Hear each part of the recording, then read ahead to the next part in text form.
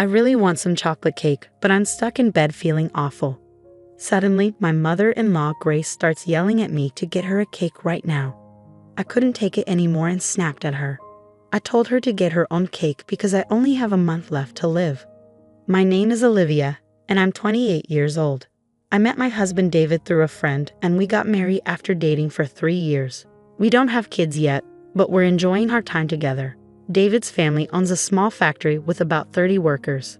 They're doing pretty well in their area. The company was started by David's late dad and has grown thanks to everyone's hard work.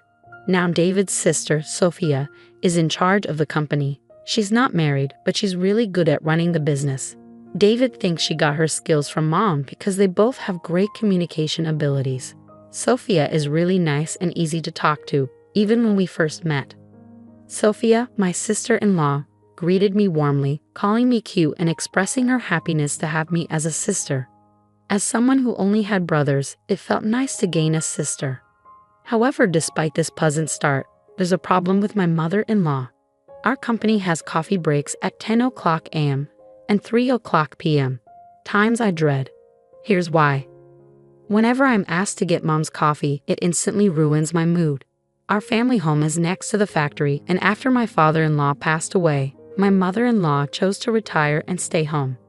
She seems to look forward to these coffee breaks, always saying, "I've been waiting for you, Olivia." I wanted to talk to Sophia once, but she gave me a disappointed look. Naturally, she wasn't in a good mood, and before leaving with a forced smile, she said, "Hey, I have something to say to you. So sit here." And then she complains to me until the break is over. She often comments about why we haven't had kids yet, saying it's not something we can control. If I stay quiet, she gets even more irritated. Why such a gloomy face? I wonder why David chose someone like you. Plus, even your parents, who knows how long you'll live. The sooner the better. She said that with a sigh. Hearing her talk like that, especially about my parents, really hurts. And there's a reason for that. When David and I decided to get married and met his family, this happened. What, you don't have parents? My mother-in-law looked shocked when I told her. It's not like I never had parents. My mom passed away from cancer when I was 10, and my dad died of a heart attack when I was 20. My memories of my mom are fuzzy, but my dad raised my brother and me all by himself. I deeply regret that he passed away before I could repay his kindness. When people hear about my situation, they usually look at me with pity and say, "You must have had a hard time." But my mother-in-law reacted differently. "So you might not live long either, huh?" She actually said that while I was stunned by her response. It was so rude and insensitive. My husband David told me that despite my shock, my mother-in-law kept complaining, insisting it was an important issue. Should I rethink this marriage? Just as I was considering that, Sophia, who had been quiet until then, suddenly slammed her hand on the table and said, "What are you talking about?" She said it so quietly that everyone in the room froze. Then my mother-in-law said, "Right, Sophia, you agree with me, don't you?" That's what she said. Sophia's response was icy. "What?" I told Mom, "David chose Olivia himself, and she's wonderful. Why can't you support that?" She said this to my mother-in-law with a cold stare. My mother-in-law, who adored her daughter, seemed shocked by Sophia's words. After that, she stopped making mean comments except when we were alone. Even during the coffee breaks, she looked disappointed when I brought her coffee instead of Sophia.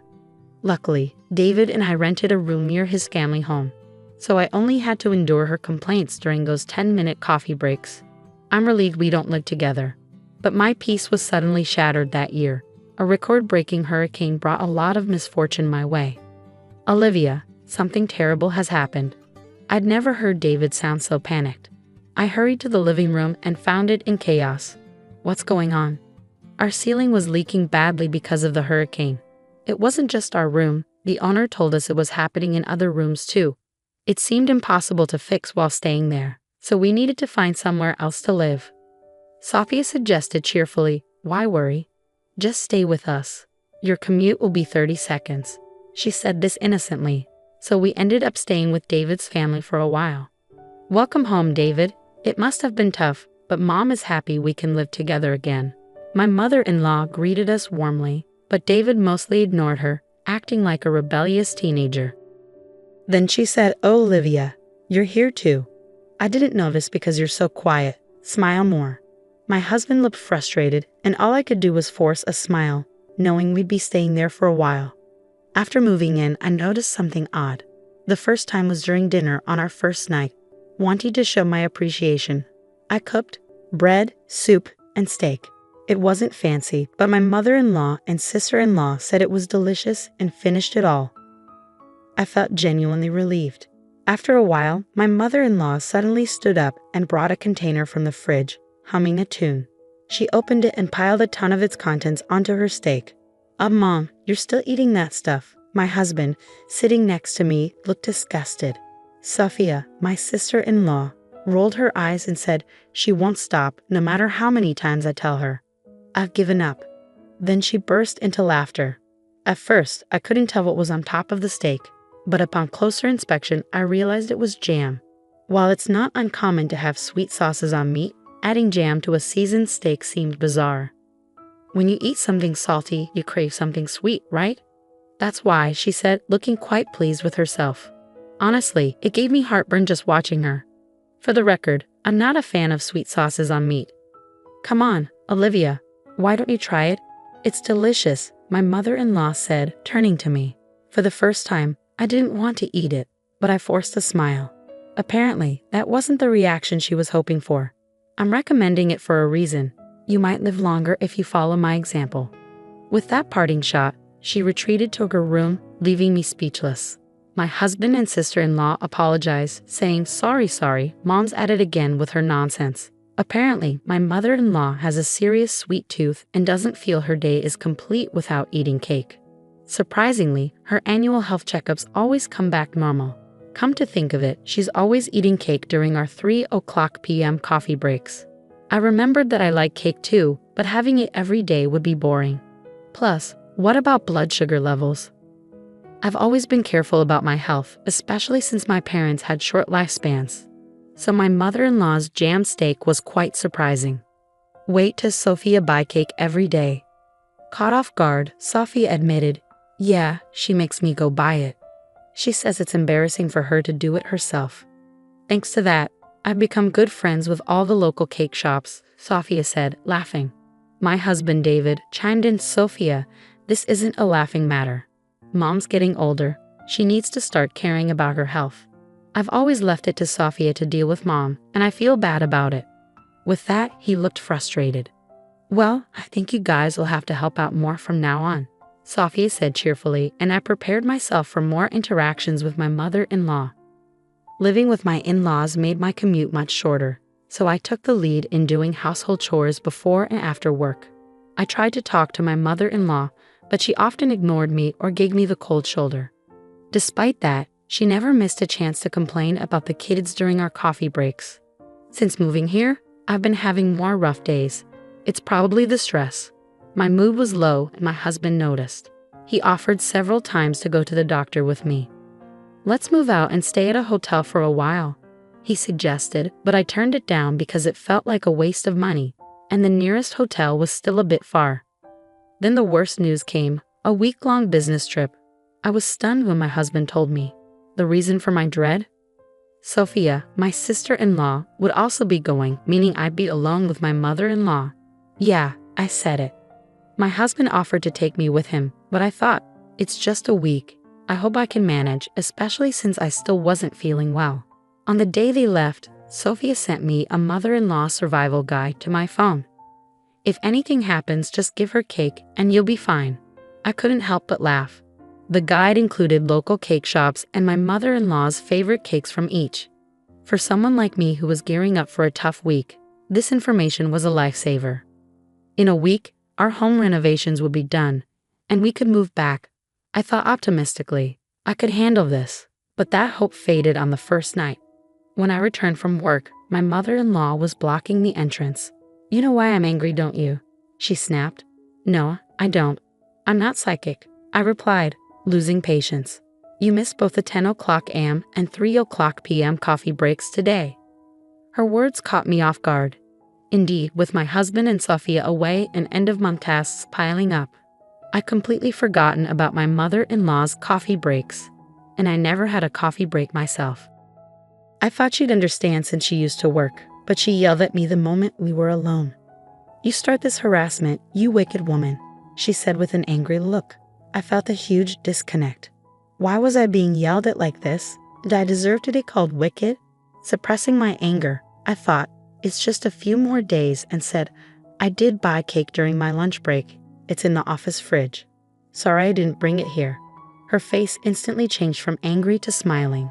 "Let's forget about today. Don't forget tomorrow, okay?" she said cheerfully and went back to her room. From then on, I made sure never to forget the coffee breaks, knowing how much trouble it would cause if I upset my mother-in-law. On the day my husband and Sophia were supposed to return, I felt incredibly stressed. I was hit with nausea, headaches, and a loss of appetite. I took the day off and went to the hospital. "It's pretty serious. Can your family come right away?" I couldn't stop crying at the doctor's words. I was told I have cancer and at most 6 months, maybe even just 1 month, to live. I returned home, my face stained with tears, my body trembling, and collapsed onto the bed. The door burst open. "What are you doing, skipping work? Sophie and David are working hard, and you're slacking off?" Her yelling worsened my headache. I didn't have the energy to respond, so I just said, "I'm not feeling well," and closed my eyes. Mother-in-law didn't seem to care. She didn't want to leave the room and kept complaining to me. She said things like, "That's why you can't have kids, and who knows if you'll live long." I just stayed silent, pretending to be asleep. Then suddenly, she asked about today's coffee break. Is she really this insensitive? I thought, opening my eyes to see her standing over me. "Grace, I'm sorry. I'm not feeling well enough to go shopping today. Could you please?" She cut me off. "I don't care. I want chocolate cake now. Go buy it. You're probably faking it," she screamed at me louder than ever. My frustration exploded at the woman in front of me, who was acting selfishly like a child. "Shut up. Listen to me. I have 1 month to live. Go buy your own damn cake, you idiot." My words seemed to shock my mother-in-law, who stared at me wide-eyed. Then, from behind her, "Mom, what are you doing? And Olivia, what do you mean by 1 more month?" My husband, looking pale, and my sister-in-law, equally concerned, were standing there. "Oh, weren't you supposed to come back tomorrow?" Ignoring the visibly shaken mother-in-law, my husband came to my side. I felt so relieved by his action that I burst into tears. "I can't take it anymore. The doctor says it might be cancer, and I'm not feeling well, but you keep nagging me to go buy cake. Enough is enough. Stop bothering me about the kids too. Just leave me alone, you idiot." I let out all my resentment towards my mother-in-law while crying. My husband and sister-in-law looked at her with cold eyes. "Sending a sick person to buy cake. Are you stupid?" Sophia, who's usually all smiles, had a face I'd never seen before, a terrifying one. "You've been making snide remarks about the kids. Look, I didn't say anything because it's a private matter, but the reason we can't have kids is me." My husband raised his voice as he said this. In reality, about a year after we got married, we consulted a doctor because we were having trouble conceiving. The test showed that I was fine, but my husband's numbers were low. He felt really down about it and kept apologizing to me with a sad face. I didn't want to make him feel that way, so I avoided talking about kids as much as possible. I did want children, but I thought life with just my husband was enough.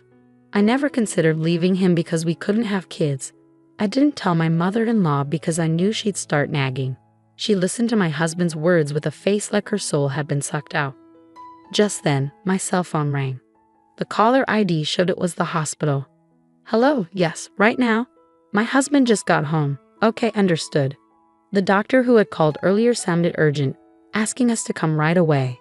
Am I really that sick? I started to cry from the anxiety. "It's okay, Olivia. Can you stand? I'm with you."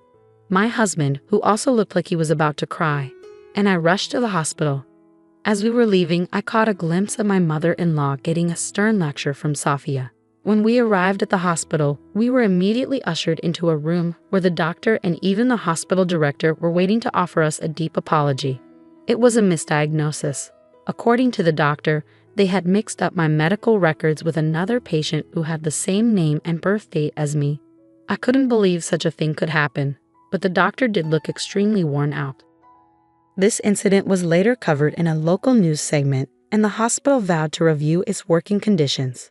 We were then referred to another hospital. When we returned to my in-laws' house, My mother-in-law seemed to have been scolded by Sophia and was shrinking in her seat. Sophia later told me she was worried that her newlywed son might lose his wife and be heartbroken. It might be love turned inside out, but it was a real hassle seeing our tear-streaked faces. Even my mother-in-law broke down. Did I really do something that bad? She started crying. So what about Olivia? Sophia asked with a concerned look. I'm pregnant, I said, tears of joy filling my eyes. My husband was also shedding tears of happiness beside me. We immediately went to the maternity hospital as advised. It's still early, but yes, you're pregnant. We can confirm the heartbeat. Hearing that, we both burst into tears, even though we were in a hospital. Sophie also cried, saying, I'm so glad, so very glad. As for what happened next, Sophia got engaged to her long-term boyfriend and moved to another state with him after quitting her job. We had heard about this beforehand, so it wasn't a surprise. My husband, who was taking over as the new CEO, seemed to have his hands full with client visits. The business trip, by the way, was for that reason.